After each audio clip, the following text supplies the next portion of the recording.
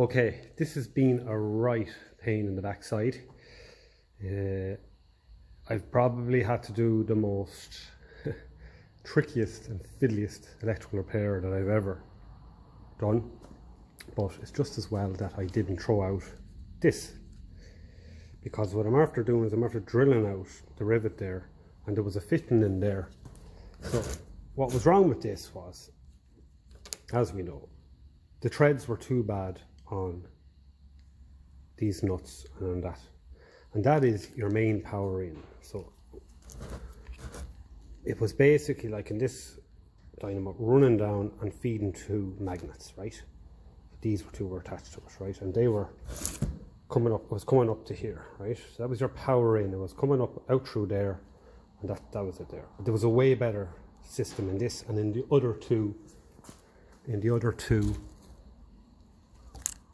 starters, way better system, right?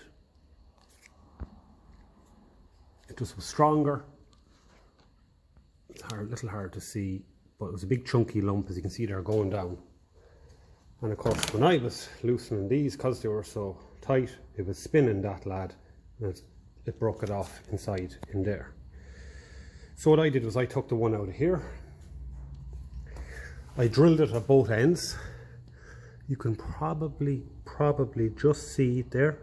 See the nut and bolt going through it? Literally just above there with my fingers. You can just see it there, the two of them starting to connect. And I did the same down below here. I bent out the lead strap, drilled it, and I bolted. So I have quickly tested it and it's working, finally. So someone forked out for this. This was a new replacement for the Ferguson 20 TVO or the likes. A little bit more modern. There's no numbers on it as I can see, but there is Lucas written on the back there. It does have some age to it, so I just can't make out where the numbers are on it, but it doesn't matter. It is working finely, so we'll just throw it up here and see. I actually didn't check the Bendix to make sure that it's functioning as it should, so we'll do that now. But it was very, very fiddly, but I wasn't letting it win me. And I think what I've done now is stronger than the factory way of doing it, because the factory was basically a solder joint, so I've bolted.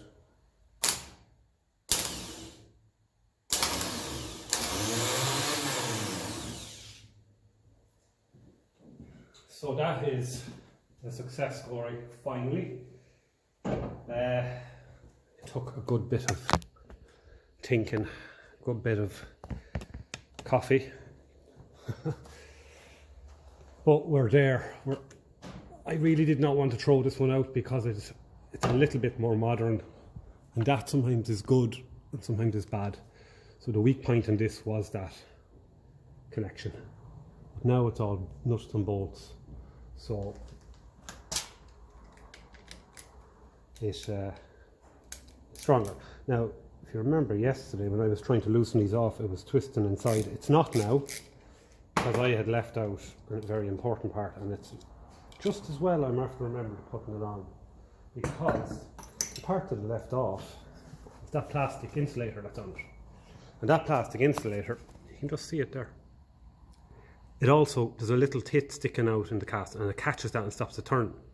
Now, had I left that out and I put it across the battery, that would have went straight to earth, and it wouldn't have been great, to be honest with you. So that is how we're looking. I did fray a little, one or two of the wires in this, but it's only earth, they're not broken, just from where I was putting the screwdriver in to stop it twisting. But that's when I actually, of course, had forgotten to put in the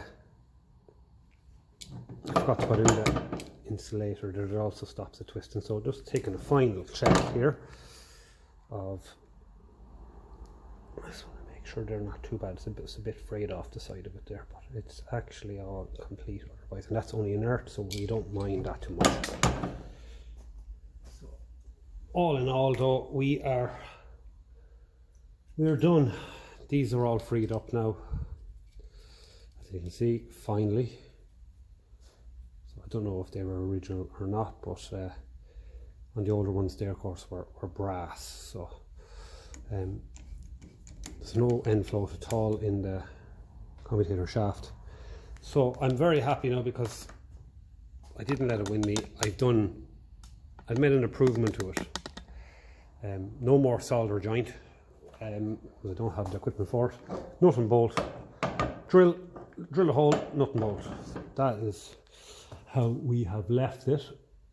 And it's put in a bit of extra insulate material. I don't know if it's going to be possible to see this now.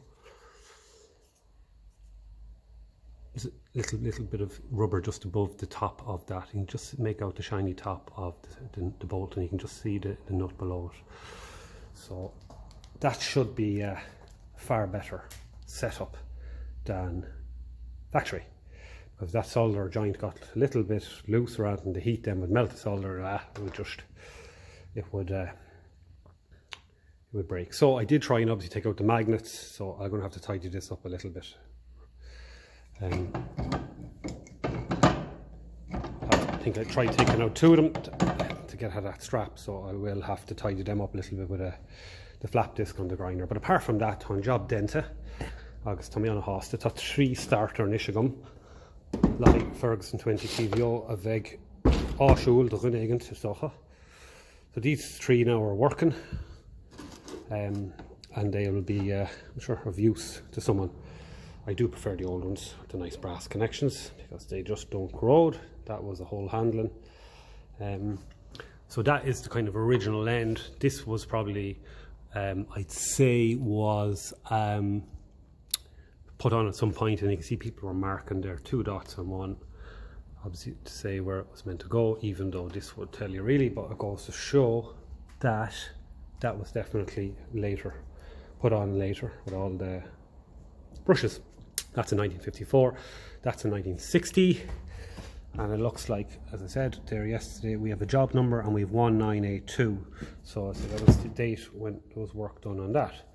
So what I have to do now, I want to do, is get these part numbers there. You see 25071A, and I want to see which one would be the right one for a Massey Ferguson 35, just so I can.